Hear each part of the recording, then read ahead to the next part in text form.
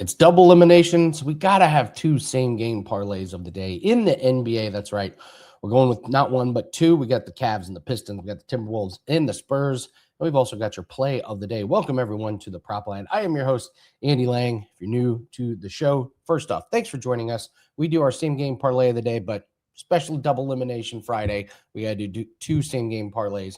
Then we're going to go over our special play of the day, and then we'll do a market watch, and we'll dive deep into the props betting market. So we literally have no time to waste. Let's get to the same-game parlays of the day.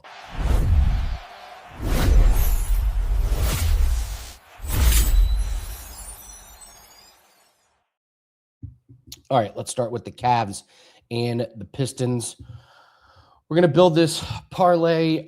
So you guys have been following, we've been doing the total 229.5 on the alt line to build our parlay. The books have caught on to that. It's about minus 750. So we got to pivot a little bit. We're going to focus on the Pistons under 112.5 on their alt team total. We'll have Donovan Mitchell to make 2+ made threes, and we'll take the Cavaliers on the money line. We'll wrap that up into a minus 105. Here's the breakdowns. When you watch the Pistons, they're just out of guys who can score. It's Cade or nothing. The Pistons scored 103 in regulation last game, 103 before that, 109 before that. Duren has been terrible. It wouldn't surprise me if there's an injury that we find out about after the series. Duncan Robinson is hurt, and they're just not getting Isaiah Stewart is like unplayable. It's Cade or bust for this team, and I think the Cavs have a good read on how to handle them. We're going back to Mitchell to have 2+ made three-pointers. He had a bad night last time, 1 of 8. Expect to bounce back here. He's had 2+ made three-pointers at home every home playoff game this series, and close out, he's going to come to play. And I think Cavs close it out in easy fashion, to be honest. The Pistons, like we said, they're just out on offense. They've lost 3 in a row. Listen to some of these stats. I mean, Thompson played 41 minutes last game and scored 6 points. Duren didn't play in the fourth. They had to bench him. Tobias Harris had 13 points. And honestly, Cleveland didn't even play that good last game, and they won in overtime. Mitchell and Harden combined from 4 of 18 from threes. So we're going to take the Cavaliers to close it out and have a good defensive effort. I know it's terrifying to bet on James Harden in the playoffs, but this is more of a fade of the Pistons than anything. All right, we're going to look at the Spurs and the Timberwolves. Get my time codes down here. All right, Spurs and Timberwolves. Plus 102 on this one. We've been playing the under 229.5, but we got some free points that we can play with here. So let's bump this alt line under to 238.5. We'll take the Spurs money line as well, and we'll take Victor Wembanyama to have 12+ rebounds. Again, same kind of thing here. I think the Timberwolves are out of options here, and I just really believe that the Spurs discovered something with the double team of Anthony Edwards. Anthony Edwards looked hurt. He looked deflated, and when they sent 2 guys to trap him, there were turnovers. There was bad possessions. The offense really, really sputtered.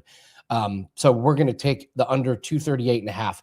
This series, the last few games, 221, 223, 223, 227, and 206. In games that Victor Wembanyama does not commit assault and battery on Naz Reid, the Timberwolves have scored 97, 108, 95, 104. You get the picture. So the Timberwolves, when Wemby's in the lineup, they struggle.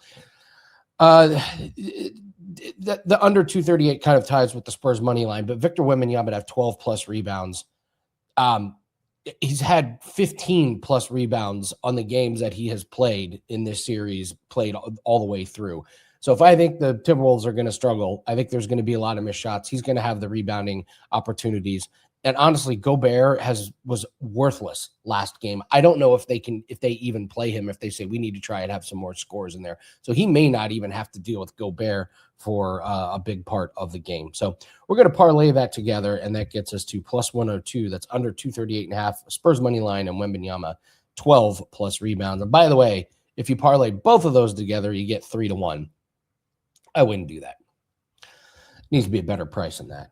They do rip you off on these same game parlay prices. They're really bad. So, all right, let's get into the play of the day. If you guys please hit the like button and leave me a comment below. It really helps the YouTube algorithm. This is the first year that we've been doing this. We're only a few months into this show, and we're building it up. experimenting with some things, and we're going to have a good summer, but the real goal is to absolutely crush it when football season gets here. I expect a lot of content on this show when we come out with college football and NFL same game parlays, especially when you look at the schedule for NFL. A lot of good opportunities there. So, all right, let's do our play of the day.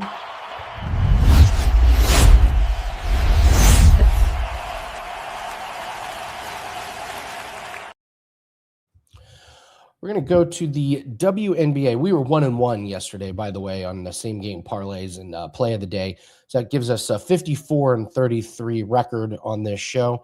And if we go 2-1 or 3-0 today, we'll end the week profitable. So let's go to the play of the day, and we're going to go to the Aces and the Sun, and we're going to take the Sun under 77.5 on their team total.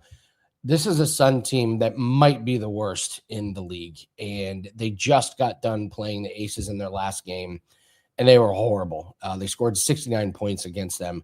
They scored 82 against the Storm. The Storm is the other really bad team. So they had 75 points in a 31-point loss. They're shooting 37% from the field. They're only making 5 3-pointers per game, and they have the third worst free throw percentage. So this is an Aces team that laid an egg in their very first game of the season, and then they've really stepped it up. I think the Aces hammer them. It's minus 15.5. That was almost the play of the day, was the Aces minus 15.5. But instead, I just thought this number should have been around 75.5, and so we'll take the Sun under 77.5. That is your play of the day. Let's do a little bit of market watch here. We talked yesterday on the show about Major League Baseball teams that strike out a lot. You could take their opposing pitchers over the strikeouts. I didn't play it, and I'm really mad I did, because we talked about how bad the Padres are at striking out. Harrison, yesterday, he went over against the Padres. The Padres are striking out 12 times per game, and so we'll look at Emerson Hancock to go over 5.5 strikeouts.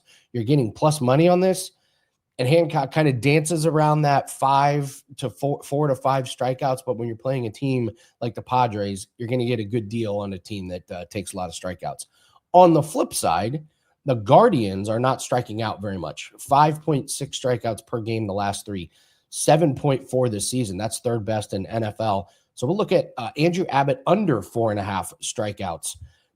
Abbott has only gone over this total 3 times this season. The pitch count is averaging about 87. I don't think he goes deep into this game. I was expecting this number to be 3.5. So I think we're getting a free strikeout added onto this. So it's a little juicy, minus 134 on DraftKings. But when I was expecting 3.5 and I see 4.5, it's reasonable juice. So I'll take the under there. And then final play to look at is the Sky versus the Mercury. Rickea Jackson over 16.5 points. She has had 19 and 18 the first 2 games, but she's not shooting the ball well. She's doing it with volume. 16 field goal attempts per game, but the key is she's making 6.5 free throws per game. She's only gone 1 of 4 and 1 of 5 from 3. Expect her to progress up and shoot better. The Mercury have lost the last 2 games, giving up 95 and 85 points. Rickea Jackson is one to look at. If she goes over again, they're going to increase this number, and then we'll probably look to play the under on her. So 4% NBA best bet is up tonight. We're also going to attach a couple of other plays to that. I got cooked in golf yesterday. I thought the PGA Championship course was going to play easy. It's the opposite. It played hard. So we had some round score plays that just did not go well. On the flip side, we were able to hit our NHL best bet tonight. Shout out to Jacob Trouba. His over 1.5 shots on goal was a really good one for us, and now he's eliminated, so we don't get to play that anymore. So pour one out for Jacob Trouba. But 4% NBA best bets have been fantastic in the playoffs, plus 27 units. So you want to grab that, by all means, load up on that. But really, if you want to get that play, just get the 3 days all access for $49. We've got UFC tomorrow. We've got the MVP Rousey versus Carano fighting card.